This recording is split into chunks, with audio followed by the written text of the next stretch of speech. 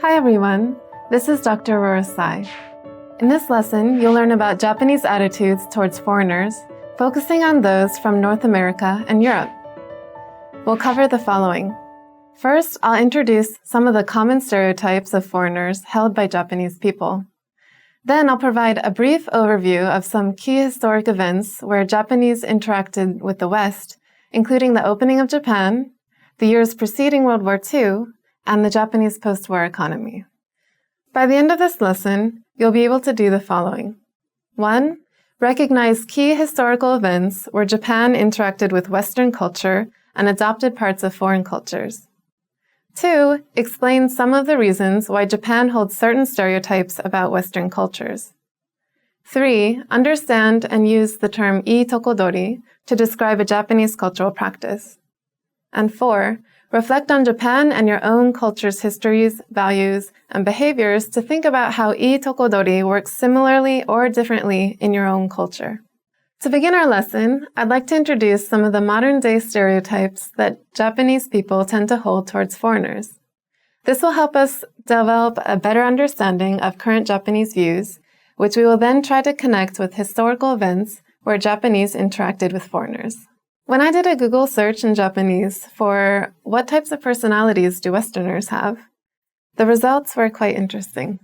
Several Japanese websites described Americans as having the following traits: being diverse, cheerful, positive, starting many lawsuits, valuing originality, having many expressions for expressing one's feelings, liking to communicate, not liking to admit when they are wrong, and liking to return things.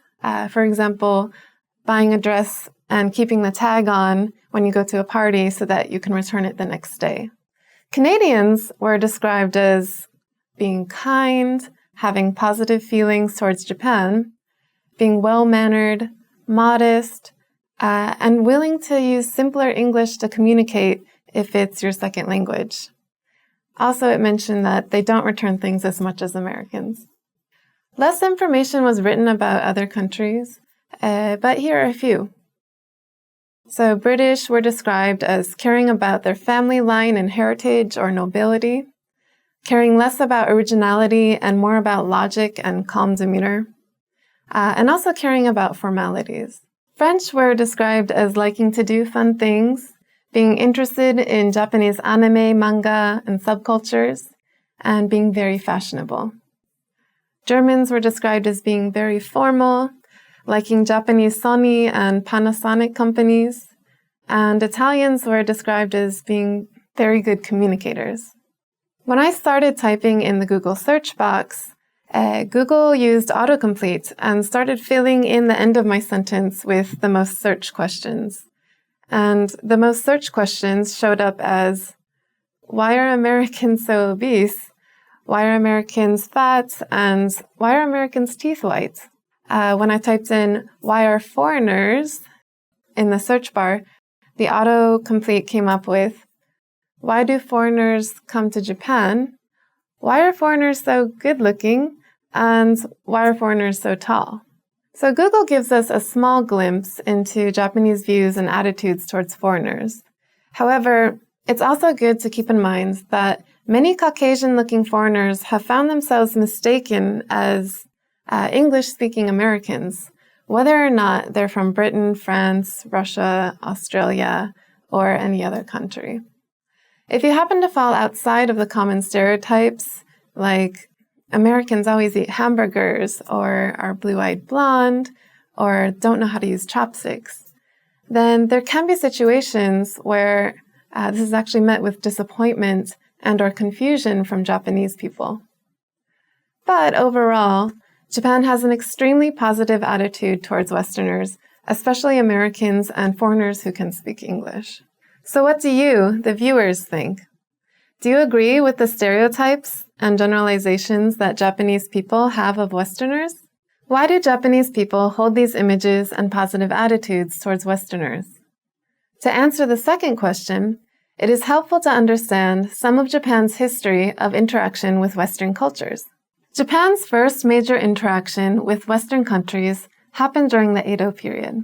In 1603, Ieyasu Tokugawa was appointed shogun and established the Tokugawa government in Edo, or modern-day Tokyo. He was the first shogun of the Edo period, which is the last period before the modernization of Japan.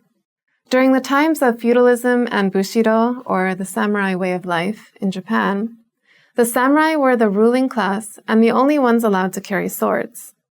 They lived in castle towns. Next in line were the farmers, then the artisans, and then the merchants. Below this were the outcast, called the hinin, or non-human, who were in charge of cleaning and other undesirable jobs. Each class had strict rules by which to live, and all activities were highly regulated and controlled. A lot of influence came from Confucianism as a model for this hierarchy.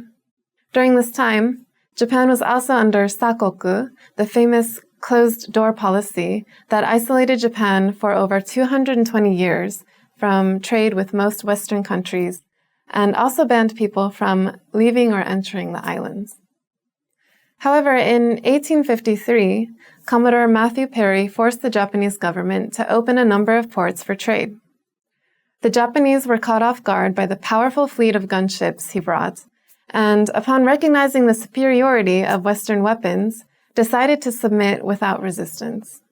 During the years before Matthew Perry came, Japanese social order was already beginning to break down. As merchants started to become wealthy, people at other levels were becoming dissatisfied with the system, and emerging leaders wanted to restore the emperor to power. This led to the Meiji Restoration in 1868. After Emperor Meiji's restoration of power, until his death in 1912, Japan was exposed to considerable outside influence. Japan sought to establish a role alongside other major world powers and sent new leaders to travel abroad, learn about European models, and establish trade. A number of other modernizations were also carried out. Japan established a postal service, railroads, and opened schools throughout the country. With the introduction of Western technology came factories, industrial plants, buildings, vehicles, and Western clothing. The traditional class system was abolished, and all people were considered equal in the eyes of the law. Attempts were made to civilize the Ainu and Okinawans into Japanese citizens, and political systems and parties were established, and a constitution was promulgated in 1889 based on German and French models. The system was created with a two-chamber parliament, a House of Representatives, or Shugin, and House of Councillors, or Sangin. A powerful army and navy were also established. This was a nationalistic period for Japan. National identity developed as Japan became more influential. The country gained self-confidence as a major power upon success in wars with China, Korea, and Russia.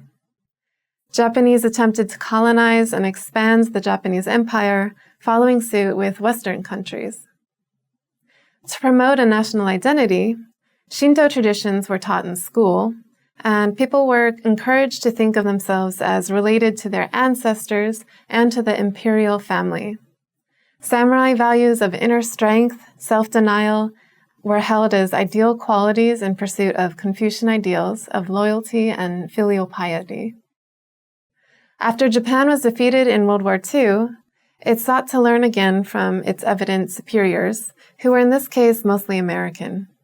In doing so, Japan surprised Americans by cooperating with demilitarization and democratization. A new constitution was drawn up, and the education system was revised with the aim of eliminating propaganda and harmful nationalistic elements. The state branch of Shinto was abolished. Labor unions were legalized, women were allowed to vote, and the suffrage age was lowered from 25 to 20. Harsh economic times followed as overseas soldiers returned. There was a post-war baby boom that put more demand on the country's depleted resources. In the following years, Japan drew on their cultural strength and consolidated imported values with Japanese ones. Japanese innovation and invention eventually led to economic growth, which was also attributed to high education levels, good working habits, and a large reservoir of experienced technicians, industrialists, and businessmen. This led to the bubble era of the 1980s, when the Japanese economy prospered. During this time, many Japanese scholars and academics proposed theories about the special qualities of Japan and Japanese people that contrasted with the rest of the world, often referred to as Nihonjin-ron, or cultural nationalism. These theories were meant to explain the rapid success of Japan. However, rather than thinking of Japanese as having some inborn special qualities, it's helpful to think about the cultural values and practices in Japan that bolstered its success. One reason Japan was able to modernize so quickly is because of its long tradition of adopting elements of foreign cultures, often referred to as ii tokodori. Broken down in a literal way, ii tokodori means good part take. But in a more natural way, it means taking the good parts from foreign cultures. The origin of this tradition stems from Japanese religions of Shinto and Buddhism, where Japanese were able to adopt practices from both religions without conflict. In Shinto, deities are found in aspects of nature, such as trees, waterfalls, mountains, and typhoons. Shinto practices also include the worship of ancestors. Unlike Judeo-Christian traditions, Shinto does not contain any absolute sense of values, such as the word and rules of God. However, they do believe that their emperor is descended from the Shinto gods Izanami and Izanagi and their daughter Amaterasu, or the goddess of the sun. In the 6th century, Buddhism started to spread in Japan.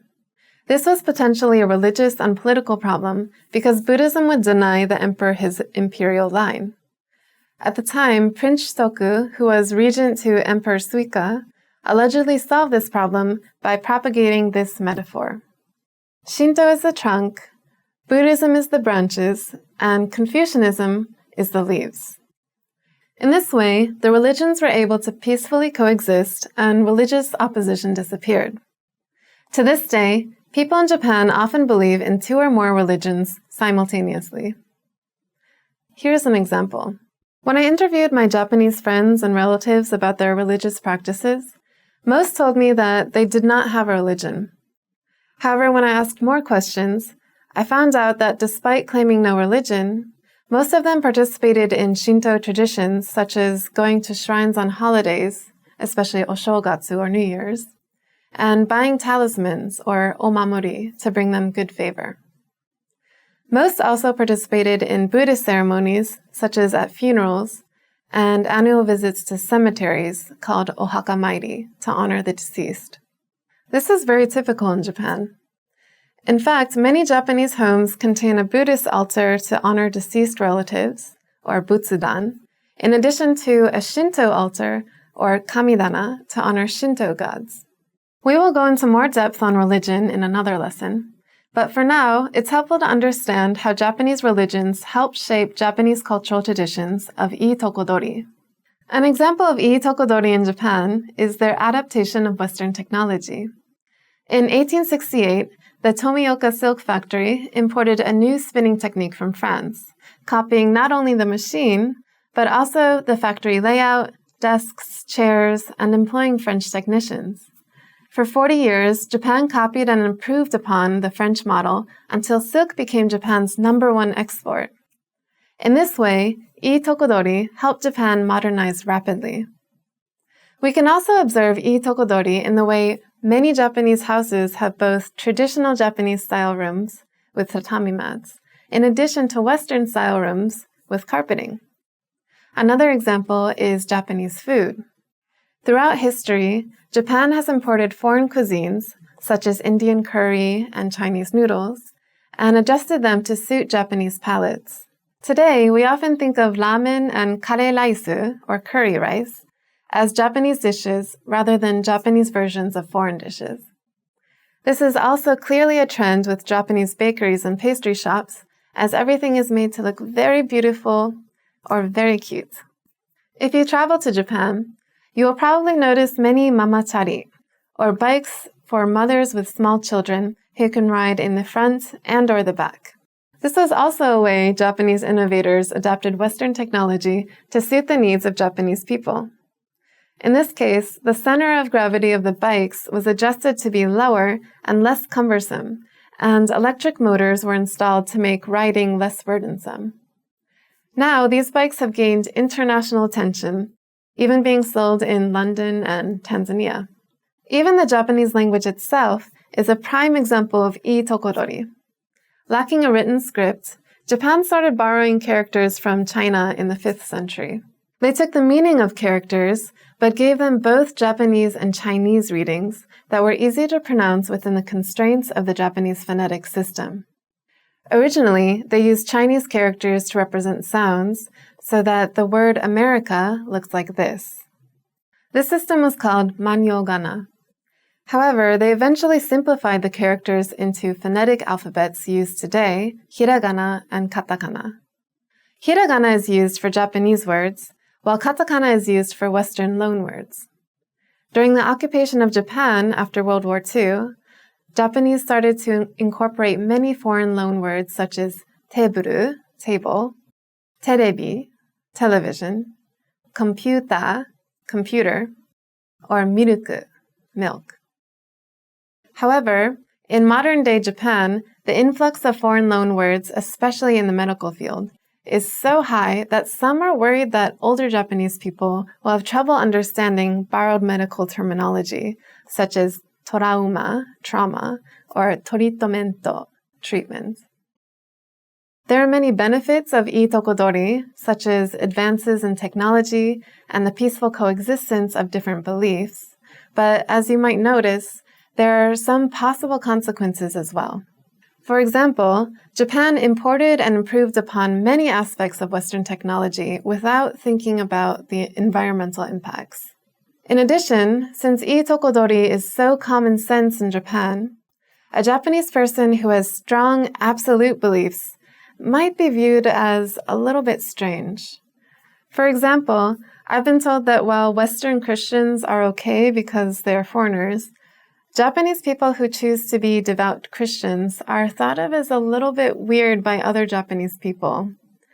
You might find this surprising, but actually it makes sense since Japanese people are usually raised to be open-minded to different thoughts and values. What are some takeaways from this lesson? First, over history, Japan has had many negative and positive interactions with foreign cultures. For example, after Commodore Perry forced Japan to open for trade, or during the occupation after World War II. Second, upon interaction with foreign cultures, Japan has adapted and improved upon foreign practices, foods, and technologies in a way that suits Japanese lifestyle, and these technologies often became popular abroad. Third, modern Japan tends to hold positive attitudes towards foreign countries, especially the US, and to foreigners in general. This is partially due to their key role in modernizing Japan and their economic partnerships. Fourth, Japan still holds foreigners to a different standard than Japanese citizens, and often do not expect foreigners to understand Japanese customs. This may partially be due to the spread of Nihonjinron, this idea that Japanese culture is somehow unique or special, or simply that many Japanese people still do not have much experience traveling abroad or interacting with foreigners. For homework, you are highly encouraged to integrate what you've learned from this lesson with your own prior knowledge and experience on the topic. This lesson did not cover many items, such as recent historical events in Japan, Japanese education, or Japanese work life. In addition, you may have some personal experiences in Japan or with Japanese people that you can reflect on. Therefore, please refer to both the lesson and your prior knowledge when answering the following questions. 1. Were you surprised at any of the stereotypes Japanese hold towards foreigners? Do you agree with them? Why do you think that they've developed these attitudes and stereotypes? 2. Please describe 3 major events in Japanese history where Japan used ii-tokodori to achieve a particular goal. 3. Does your own culture have anything similar to ii-tokodori? If so, please explain. If not, why do you think this is? 4. Would itokodori be considered a positive practice in your own country? Why or why not? Please write 2 to 3 paragraphs in response to the question that you find most interesting. For the other questions, please write at least 1 paragraph. I hope you enjoyed this lesson, and thanks so much for watching. Mata kondo. See you in the next lesson.